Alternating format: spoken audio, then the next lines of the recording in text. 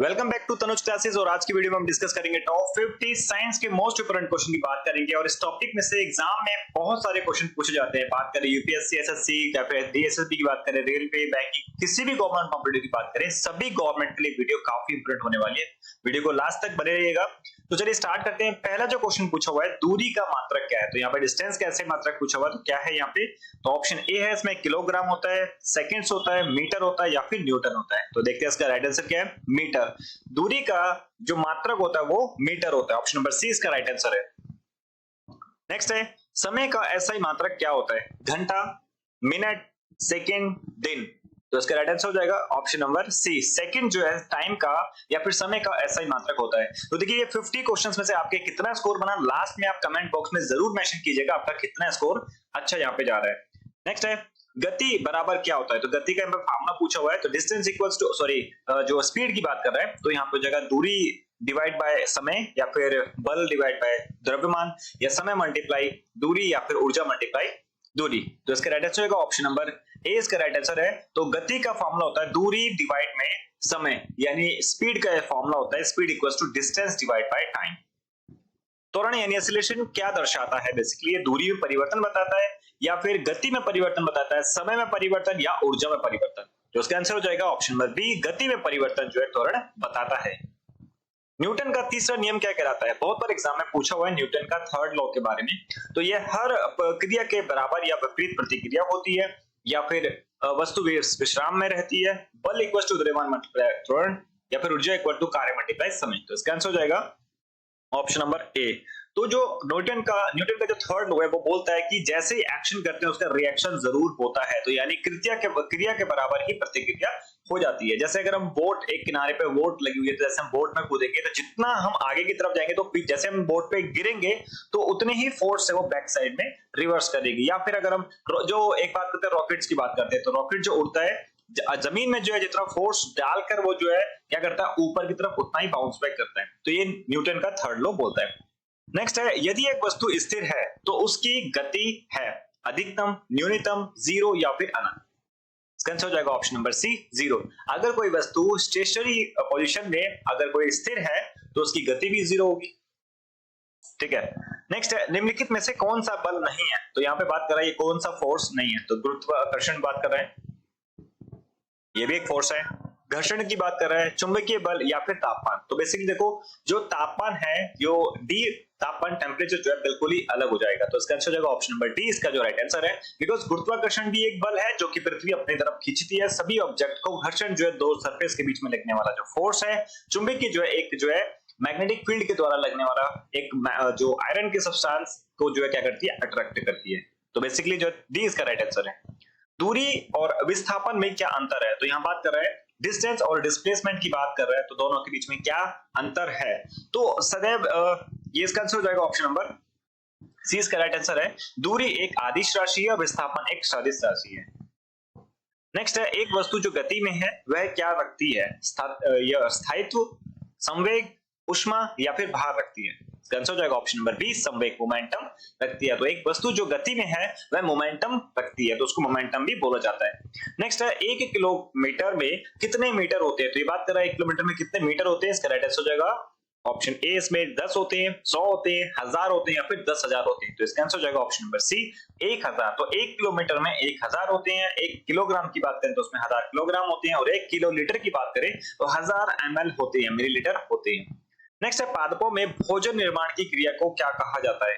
तो option A इसमें पाचन कहा जाता है, प्रकाश संश्लेषण कहा जाता है, विसरण या फिर निष्क्रिय परिवहन। तो इसका आंसर हो जाएगा ऑप्शन नंबर बी, प्रकाश संश्लेषण। यानी पादपों में पौधों की बात कर रहा है तो भोजन निर्माण की क्रिया को जो है प्रकाश संश्लेषण या फिर फोटोसिंथेसिस कहा जाता है, जब प्लांट एक अपने लीव्स या फिर क्लोरोफिल्स की हेल्प से क्या करता है अपना फूड जो स्टार्च या फिर ग्लूकोज के फॉर्म में निर्माण करता है।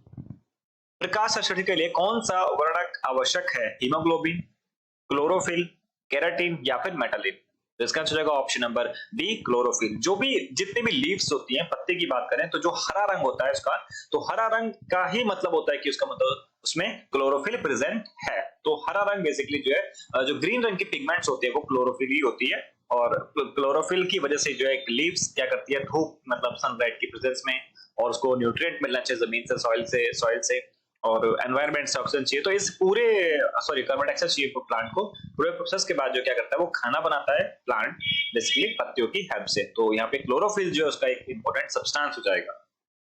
पादपों द्वारा छोड़ी गई प्रमुख गैस कौन सी है? तो प्लांट्स जो है कौन सी गैस छोड़ते हैं? ऑक्सीजन छोड़ते हैं, नाइट्रोजन, हाइड्रोजन या फिर कार्बन डाइऑक्साइड। तो इसका आंसर हो जाएगा ऑप्शन नंबर ए, इसका राइट आंसर है ऑक्सीजन। तभी बोलते हैं कि जो है ज्यादा मात्रा में जो है पेड़ लगाने चाहिए, क्योंकि ज्यादा मात्रा में अगर पेड़ लगाने से ऑक्सीजन आएगी और कार्बन डाइऑक्साइड कम होगी, तो एनवायरमेंट जो है बैलेंस हो जाएगा। जो कि आजकल उल्टा हो रहा है, पेड़ बहुत काटे जा रहे हैं, तो इससे एनवायरमेंट का पूरा सिस्टम जो है एटमॉस्फेरिक का चरमरा गया है। नेक्स्ट है, पादप किस प्रकार के जीव हैं? परपोषी, स्वपोषी, सर्वहारी या फिर मांसाहारी? तो देखो पादप जो है बेसिकली प्लांट्स होते हैं वो खुद से खाना बनाते हैं, तो इसका आंसर हो जाएगा ऑप्शन नंबर बी, स्वपोषी, जो कि अपने आप से खाना बनाने वाला होता है। प्रकाश संश्लेषण की प्रक्रिया में ऊर्जा का स्रोत क्या है? मट्टी, जल, सूर्य का प्रकाश या फिर क्लोरोफिल? तो इसका आंसर हो जाएगा ऑप्शन नंबर सी, सूर्य का प्रकाश। यानी बात कर रहे हैं ऊर्जा का स्रोत बोला था यहाँ पे। देखो वैसे तो देखो मट्टी, जल, सूर्य का प्रकाश और क्लोरोफिल ही सब सब्सटेंस है, लेकिन यहाँ पे ऊर्जा की बात कर रहा है, तो यहाँ पर ऑप्शन नंबर सी, क्लोरोफिल, सूर्य का प्रकाश इसका राइट आंसर हो जाएगा। तो क्वेश्चन को जिस प्रकार से जो क्या करता है ये चेंजमेंट करता है लैंग्वेज से। पौधों की कोशिका भित्ति किस पदार्थ से बनी होती है? प्रोटीन, वसा, सेलुलोज या फिर ग्लूकोज? तो इसका आंसर हो जाएगा ऑप्शन नंबर सी, सेलुलोज। जो पौधे होते हैं उनकी जो कोशिका भित्ति बेसिकली सेलुलोज की बनी होती है। पादपों में जल परिवहन किस ऊतक द्वारा होता है? फ्लोएम, एपिडर्मिस, जाइलम या फिर मसल टिश्यूज के बारे में? तो जाएगा इसका सी, जाइलम। तो पौधों में जो है बेसिकली जो प्लांट में जो है जल का परिवहन करेगा जाइलम, और फल यानी जो बेसिकली फूड से उसको हम कर सकते, जो फाइलम होता है वो फूड पूरे क्या नाम है प्लांट में सर्कुलेट करता है। पौधों में भोजन किस ऊतक द्वारा नीचे की ओर जाते हैं? जाइलम, फ्लोएम, पैरेकाइमा या फिर कोलेनकाइमा? आंसर हो जाएगा ऑप्शन नंबर बी, फ्लोएम। तो फ्लोएम होता है बेसिकली क्या करता है पूरे बॉडी के अंदर जो है फूड को सर्कुलेट करता है। ये बात कर रहे हैं नीचे की तरफ। पादपों में श्वसन किस प्रक्रिया से होता है? केवल दिन में, केवल रात में, दिन और रात में या फिर केवल जल की उपस्थिति में? आंसर हो जाएगा दिन और रात दोनों में जो पादप श्वसन करते हैं, सांस लेते हैं। प्रकाश संश्लेषण की सामान्य रासायनिक अभिक्रिया क्या होती है? देखिए इसमें आंसर हो जाएगा ऑप्शन नंबर इसका बी, इसका राइट आंसर है कार्बन डाइऑक्साइड और वाटर जो है देता है, ये बदले में जो है C6H12O6 जिसको ग्लूकोज बोलते हैं प्लस ऑक्सीजन देता है O2। तो यहाँ पे इसको देखना, ये बैलेंस के इक्वेशंस है, केमिकल जो यहाँ पे रिएक्शन है, ठीक है। तो इसका ऑप्शन नंबर बी इसका जो राइट आंसर हो जाएगा। नेक्स्ट है, द्रव्यमान का एसआई मात्रक क्या है? यहाँ पे बात कर रहे हैं द्रव्यमान की, तो ग्राम है, किलोग्राम है, टन है या फिर लीटर है? तो द्रव्यमान का एसआई मात्रक हो जाएगा ऑप्शन नंबर बी, किलोग्राम। तो किलोग्राम द्रव्यमान का एसआई मात्रक है। निम्नलिखित में से कौन सा केवल एक रासायनिक परिवर्तन है? बर्फ का पिघलना, दूध का फटना, पानी का उबलना या फिर नमक का पानी में घुलना? इसका आंसर हो जाएगा ऑप्शन नंबर बी, दूध का फटना जो है एक क्या है, रासायनिक परिवर्तन है। किस वैज्ञानिक ने गति के नियम दिए हैं? आइंस्टाइन, न्यूटन, गैलीलियो या फिर केप्लर ने? तो यहाँ पे आ जाएगा answer option number B, Newton ने जो है गति के 3 नियम दिए थे यहाँ पे। निम्नलिखित में से कौन सा एक तत्व एलिमेंट है? जल, चीनी, सोना, नमक? तो यहाँ बात कर रहे हैं जल जो है, जल एलिमेंट नहीं है यहाँ पे, चीनी भी नहीं है, नमक भी नहीं है, तो यहाँ पे हो जाएगा ऑप्शन नंबर सी, गोल्ड जो है एलिमेंट्स है, एक तत्व है। विद्युत धारा को मापने वाला यंत्र कौन सा है? वोल्टीमीटर, अमीटर, थर्मामीटर या फिर मीटर स्केल? इसका आंसर हो जाएगा ऑप्शन नंबर बी, इसका आंसर हो जाएगा अमीटर जो है विद्युत धारा को, यहाँ पे देखो करंट की बात कर रहे हैं यहाँ पे, ठीक है ना, एम्पियर इसमें जो है ये आप सोच रहे होंगे, तो यहाँ पे बात कर रहा है विद्युत धारा को मापने वाला, यानी इलेक्ट्रिसिटी करंट को मापने वाला अमीटर होता है। नेक्स्ट है, पत्तियों के हरे रंग का कारण क्या है? बेसिकली पत्तियों में हरा रंग किस रीजन से होता है? अभी मैंने आपको इससे पहले क्वेश्चन में बताया भी था। इसका आंसर हो जाएगा ऑप्शन नंबर ए, कैरोटीन, क्लोरोफिल, लाइकोपिन या फिर एंथोसाइनिन? तो इसका आंसर हो जाएगा ऑप्शन नंबर बी, क्लोरोफिल की वजह से जो होता है क्या होता है, पत्तियां हरे रंग की दिखाई देती है, ग्रीन रंग के पिगमेंट्स की वजह से। गति की एसआई इकाई क्या है? Metre per second, kilometre per hour, metre square या फिर किलोग्राम? इसका आंसर हो जाएगा option number A, metre per second. यानी स्पीड का जो एसआई यूनिट होता है वो होता है मीटर पर सेकंड। देखिए हमारी इस वीडियो के अंदर बहुत ही मोस्ट इंपोर्टेंट क्वेश्चन को हम जो सिलेक्ट करके आए हैं, जो भी प्रीवियस एग्जाम में क्वेश्चन आ भी चुके हैं, तो ये वीडियो जो है सभी गवर्नमेंट कॉम्पिटिटिव एग्जाम के लिए मोस्ट इंपोर्टेंट होने वाली है। जो भी स्टूडेंट हमारे चैनल पर नया है प्लीज चैनल को सब्सक्राइब कीजिए, ताकि आपको डेली बेसिस पे आपको इस वीडियो का बेनिफिट मिल सके, और अपने दोस्तों में इस वीडियो को जरूर शेयर करना। चलिए नेक्स्ट क्वेश्चन है, किसी वस्तु द्वारा किया गया कार्य वर्क क्या होता है? जब विस्थापन 0 हो, तो उस टाइम क्या होने वाला है, अधिकतम होगा, न्यूनतम होगा, अनंत या फिर शून्य होगा। तो इसका आंसर हो जाएगा ऑप्शन नंबर डी, शून्य। जब विस्थापन ही शून्य है, जब कोई ऑब्जेक्ट हिला ही रही है अपनी जगह पर, तो उस टाइम क्या होगा, वर्क जीरो होगा। अगर वो हिल करना तो एक जगह से उठ के बी जगह पर जाता तो उतना डिस्टेंस का क्या कहलाएगा, वो वर्क कहलाएगा। तो यहाँ पे बात कर रहे हैं विस्थापन अगर जीरो है तो उस टाइम वर्क जीरो होगा। निम्नलिखित में से कौन सी गैस वायुमंडल में सर्वाधिक मात्रा में होती है? करंट क्वेश्चन है, ये आपका डीएसएसबी वाले एग्जाम में और रेलवे दोनों एग्जाम बहुत बार पूछे भी हुए हैं क्वेश्चन। तो इसमें पूछा हुआ है कि वायुमंडल में कौन सी गैस ज्यादा है, तो यहाँ पे आंसर हो जाएगा option number B, nitrogen gas environment में 78% होती है, 21% ऑक्सीजन होती है एंड 1% जो है अदर गैसेस आती है, कार्बन डाइऑक्साइड, आर्गन से भी बहुत सारी अदर गैसेस होती है वो आती है। तो यहाँ पे क्वेश्चन था ज्यादा गैस कौन सी है, तो नाइट्रोजन। जल का रासायनिक सूत्र क्या है? यहाँ पे जो केमिकल फॉर्मूला ऑफ वाटर पूछा गया, तो इसका आंसर हो जाएगा, पहला इसमें दिया हुआ CO2, नेक्स्ट है H2O, नेक्स्ट है NaCl और नेक्स्ट है CH4। तो यहाँ पे आंसर हो जाएगा ऑप्शन नंबर बी, H2O, यानी वाटर का केमिकल फॉर्मूला होता है H2O। ठीक है, इसमें जो है H का बेसिकली इसमें दो एटम जो है H के हैं, मतलब हाइड्रोजन के हैं, और एक एटम जो है ऑक्सीजन का है। तो H2O यानी दो एटम और एक एटम से मिलकर एक मॉलिक्यूल बना है जिसको H2O बोला जाता है, और ये वाटर का मॉलिक्यूल है। ठीक है, और ये इसका केमिकल फॉर्मूला हो जाएगा। नेक्स्ट है, किस यंत्र से तापमान मापा जाता है? बैरोमीटर से, थर्मामीटर से, स्पीडोमीटर या फिर ओमीटर है? तो इसका आंसर हो जाएगा ऑप्शन नंबर बी, थर्मामीटर से बेसिकली क्या करते हैं, बॉडी का टेम्परेचर को मेजरमेंट भी किया जाता है। तो थर्मामीटर यहाँ पे हो जाएगा। अच्छा, थर्मामीटर भी दो टाइप के होते हैं, एक होता है क्लिनिकल होता है और एक जो है लैबोरेटरिकल होता है। तो हम जो है हमारा जो बॉडी मेजरमेंट के लिए किया जाता है वो एक क्लिनिकल थर्मामीटर होता है। नीचे दिए गए विकल्पों में से कौन सा एक यौगिक कंपाउंड्स की बात कर रहे हैं? नाइट्रोजन है, ऑक्सीजन है, जल है और हाइड्रोजन है। तो यहाँ पे देखो, नाइट्रोजन बेसिकली एक ही जो एलिमेंट है, ऑक्सीजन एक एलिमेंट है, हाइड्रोजन एक एलिमेंट है। जो वाटर है, अभी मैंने इससे पहले आपको एक फॉर्मूला बताया था H2O का, वो बेसिकली दो एलिमेंट से मिलकर, H के दो और O के एक एलिमेंट से मिलकर जो बेसिकली बना है। तो यानी वाटर क्या है, एक प्रकार का कंपाउंड है, यौगिक है। नेक्स्ट है, कोई वस्तु, क्वेश्चन थोड़ा ऊपर हो गया, कोई वस्तु एक ही समय में 10 मीटर और उत्तर और 10 मीटर दक्षिण जाती है तो उसका विस्थापन कितना होगा? 20 मीटर, ऑप्शन नंबर बी है 10 मीटर, ऑप्शन सी है 5 मीटर या फिर ऑप्शन डी है इसमें 0 मीटर। तो यहाँ पे आंसर हो जाएगा ऑप्शन नंबर डी, इसका आंसर हो जाएगा 0 मीटर, क्योंकि क्वेश्चन ने बोला है कि एक समय में 10 मीटर उत्तर फिर 10 मीटर दक्षिण जाता है, मतलब जिस जगह से गया वापस वही जगह पे वापस आके रुक गया। तो इसका मतलब जो विस्थापन हुआ, इसमें जो डिस्प्लेसमेंट हुआ वो 0 मीटर का कहलाएगा। तो आंसर हो जाएगा इसका ऑप्शन नंबर डी, इसका आंसर है। रासायनिक अभिक्रिया में भाग लेने वाले पदार्थ को क्या कहते हैं? उत्पाद, अभिकारक, मिश्रण या फिर विलयन? तो आंसर हो जाएगा इसका ऑप्शन नंबर बी, अभिकारक। रिएक्टेंट बोला जाता है जिससे जो है रिएक्ट करवाने के बाद जो प्रोडक्ट सामने आता है। न्यूटन का पहला नियम किससे संबंधित है? ऊर्जा संरक्षण, संवेग, विश्राम एवं गति अवस्था या फिर विद्युत चुंबकीय तत्व? तो इसका आंसर हो जाएगा ऑप्शन नंबर सी, इसका आंसर है विश्राम एवं गति अवस्था। तो न्यूटन का जो पहला जो नियम है बेसिकली वो विश्राम और गति अवस्था से संबंधित है। पानी उबलने पर वह किस अवस्था में बदल जाता है? तो यहाँ बात कर रहे हैं कि वह ठोस में रहेगा, द्रव में रहेगा, गैस में रहेगा, प्लाज्मा में रहेगा। तो जब पानी उबलता है, आपने नोटिस किया होगा, जो एक वेपर बनती है, भाप बनती है, वो एक गैस होती है। तो इसका आंसर हो जाएगा ऑप्शन नंबर सी, यानी पानी उबलने पर वह गैस की फॉर्म में आ जाता है। एक साधारण पत्ता किस प्रक्रिया द्वारा जल और वह खनिज को ग्रहण करता है?